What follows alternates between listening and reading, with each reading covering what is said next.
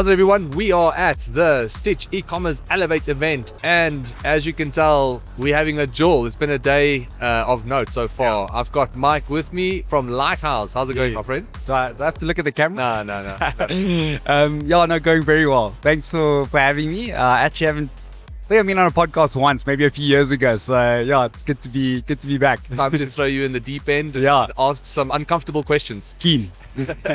Listen, let's just start with the basics, man. Tell us a little bit about Litehouse, how it started, the journey, and let's just start with the basics. The origin story. Let it rip.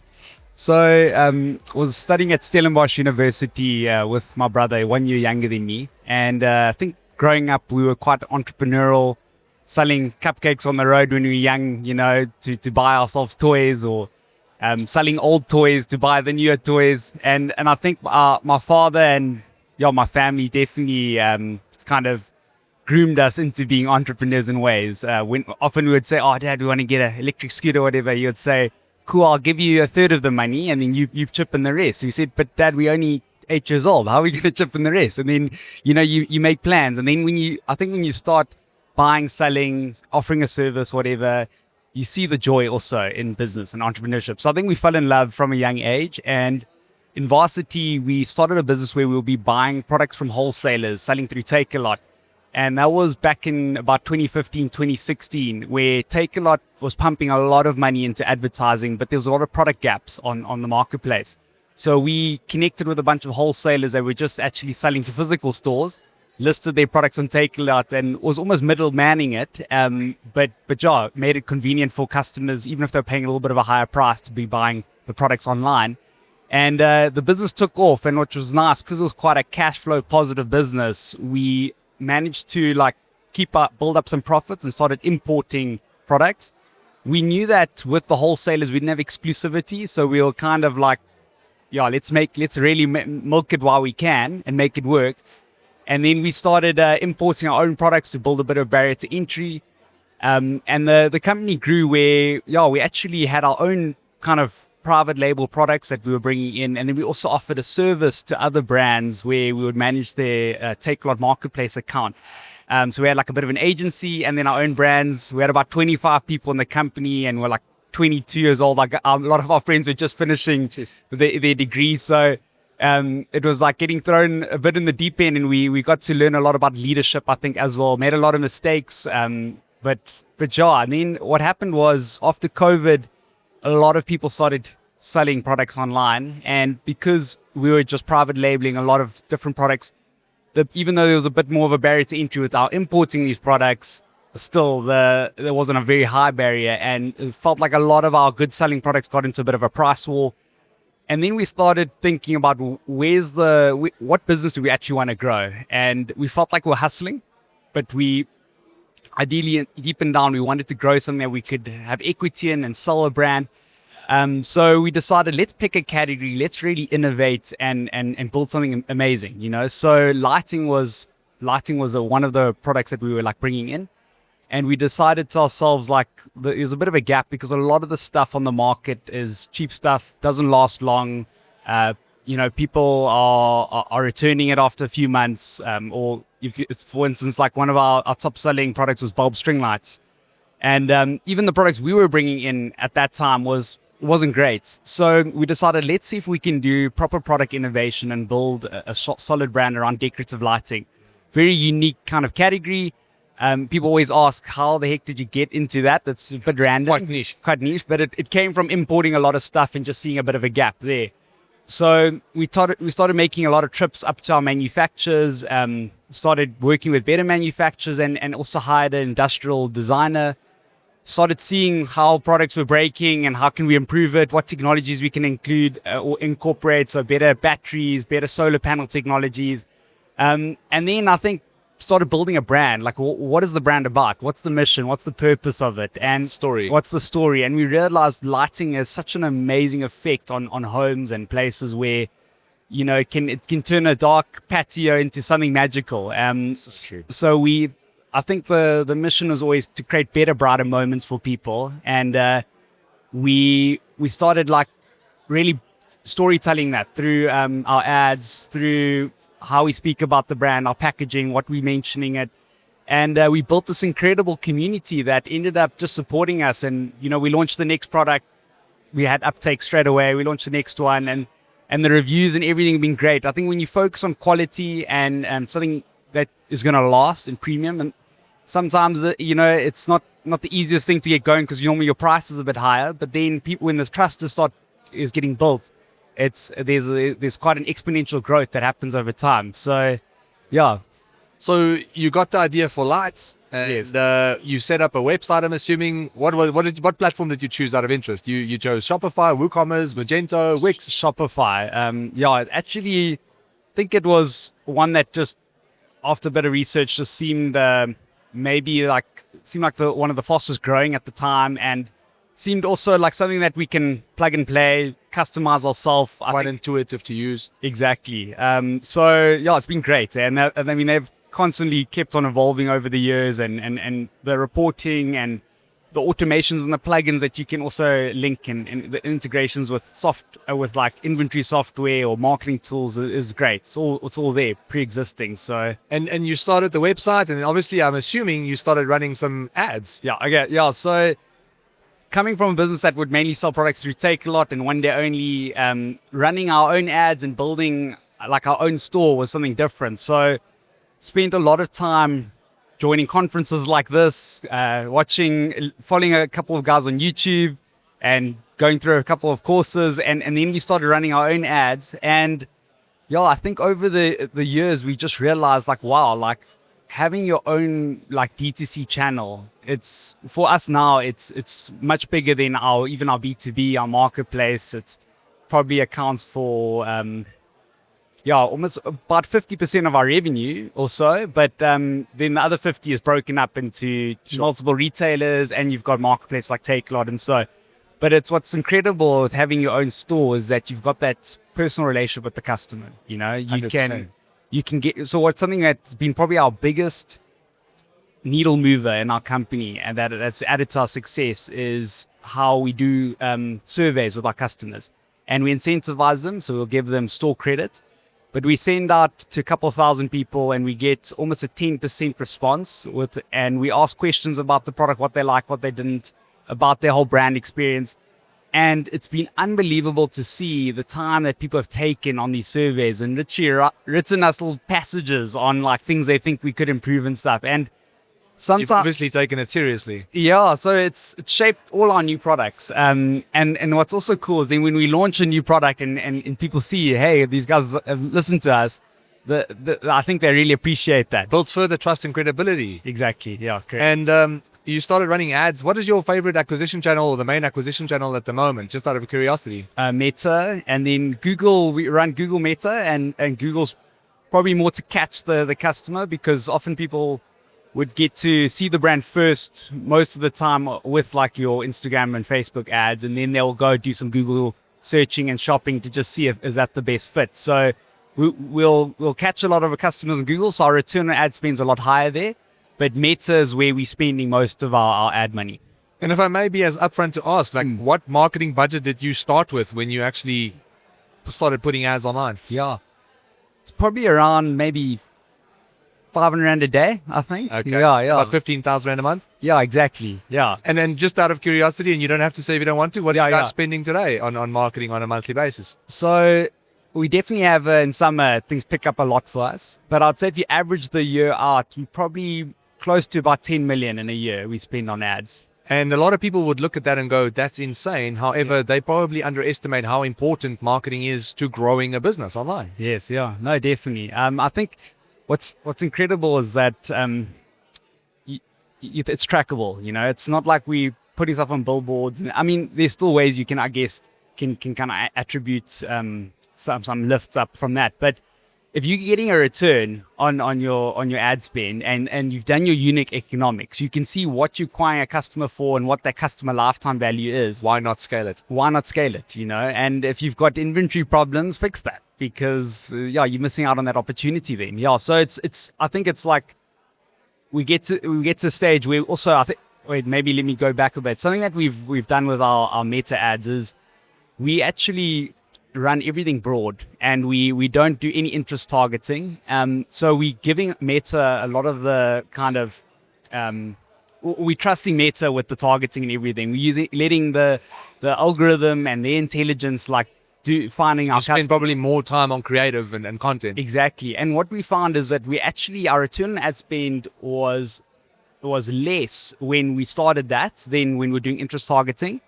But over time, it got to get into pockets of customers that we might have not even been looking at. And because we're testing so many creatives, it helped us like go from, for instance, like maybe one of the summers we did 1 million, 1.5 million, and then last summer 5 million, you know. So we've like maybe 3-4x kind of our business from going to broad from interest targeting. Amazing. And that's something I think we've also learned is that like there's a cost for the platform to learn.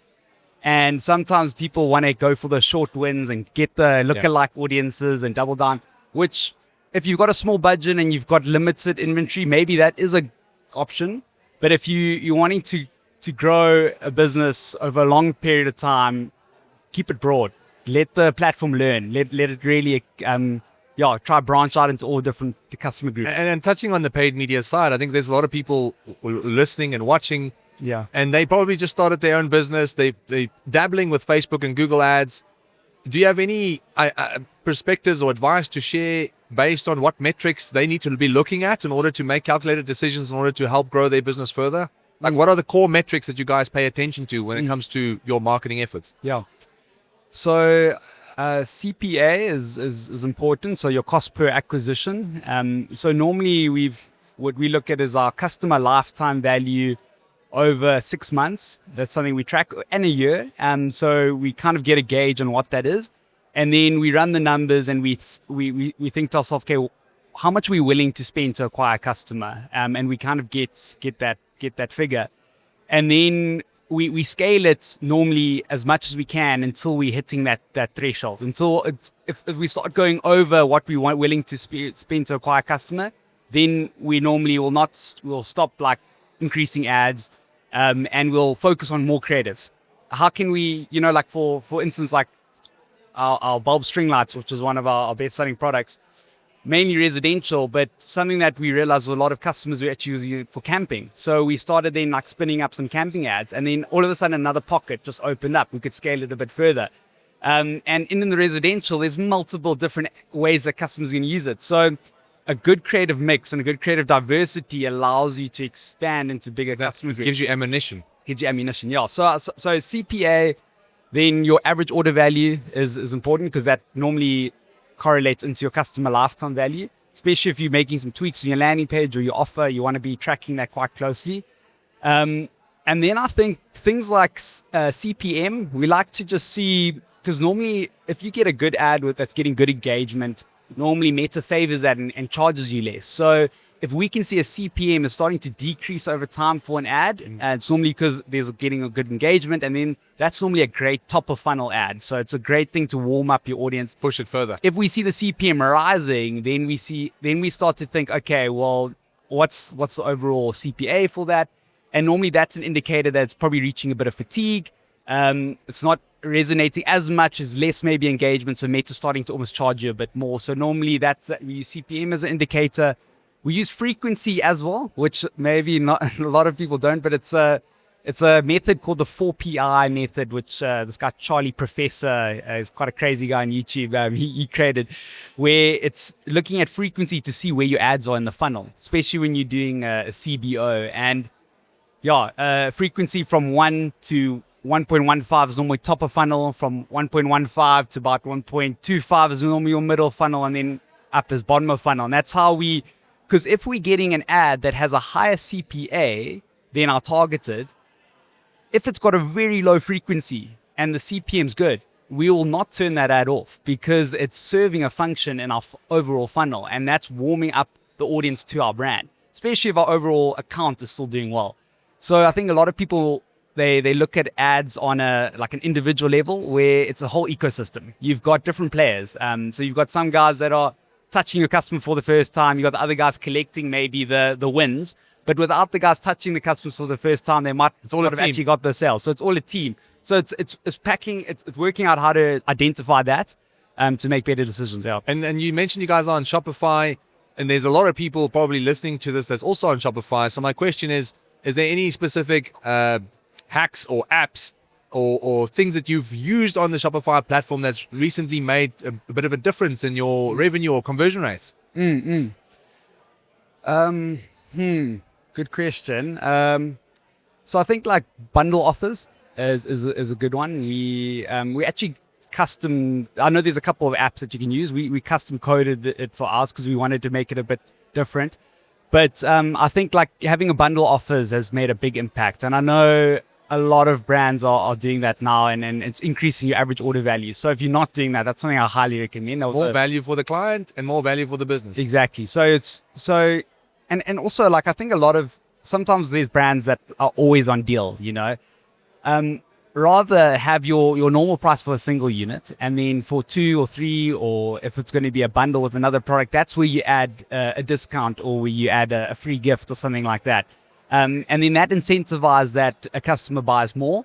And it also doesn't devalue your product from the get-go, because if you're always on sale, they're going to see you at that sales value, they don't actually, So I think that's something that we've always stuck to, which has helped. And And touching on conversions, I think a lot of people underestimate how important the right payment options are when it comes to conversions. Yes, yeah. So my question to you is Yes, is there anything that you guys have changed from a payment system over the last year or 6 months or so that has made a difference in your conversion? I mean, since we're at the Stitch conference, that's exactly. probably important one. So we actually started to use Stitch in March this year, and we saw from checkout to purchase, we had a 10% increase. It was amazing. Previously we were with PayFast, but with Stitch Express, they've just customized the checkout a little bit more. We didn't have Apple Pay before, and that's made a big difference. I think just the convenience of those express checkouts, you can see just from some stats we even heard earlier how that affects things. So we've seen about 10 to 14% actually increase since March in our checkout to purchase. I mean, we recently implemented for one of the companies that we own, and I think it was live for 4 days, and we did 100,000 Rand revenue just through that payment system alone. Wow. And then last month it was 1 million Rand. Wow. So just from one payment system. Yeah. And you wouldn't think that that's actually possible. Yeah. And I think like from my point of view is that I try not to be as biased. I really not. Yes. But I am excited about what they're doing in the tech space, especially for fintech, and how they're making it easier for people to buy. And I think so many people underestimate what difference that can make, because most people just focus on one payment gateway. Yes. Like, you should have multiple, but if you choose the multiple options, you have to make sure that it's actually stuff that's going to be convenient for the customer. Yes, definitely. No, 100%. I think something that we've, even just from this conference and chatting to some people, I think we're going to even implement a few more like buy now, pay later. We've actually only got one at the moment, and we realized that, people have accounts for different ones. Yep. So that's something we're going to be actioning. Absolutely. It's constant learning. That's what's so cool about, just having these networks. Conferences. Exactly. I love it. Yeah. Mike, I want to thank you so much for your time, man. Like, as we round off, I want to ask, is there any perspectives or maybe little nuggets that you want to provide from some hard business lessons that you've learned over the last few years that can help ease the way for those watching and listening? Yeah, definitely. So I'd say for one thing that I keep coming back to, and it shapes how I think about things, and it shapes the way my heart goes about things, is at the end of the day, we're living on this planet with people. We've got animals, we've got plants, all of that, but it's people. We're selling products to people, we're offering service to people. We've got all this AI, this machinery, but don't forget, you're dealing with another person, and seek to add value. I think like that's something that, like if you add value, the revenue will come. In a sense that, still there's business practices and all of that you do right, and that makes a difference. But I think what I'm getting to is like, make sure your customer has a great experience. Make sure they've got an amazing product. That's going to increase your customer lifetime value. That's going to increase their loyalty. And also just from, business, you're going to go through ups and downs, and it's hard. There's some late nights. There's some moments where you think like, oh no, is this it? And if you are passionate and driven to your purpose about the value that you're adding, it just makes that a lot easier. So yeah, that would be my 2 cents. I love it, man. I want to say thank you so much for your time today. And yeah, continuous success is all I wish for you guys. Brilliant. Much love to you. And thank you so much for watching, guys. All the best. We'll see you in the next one. Bye.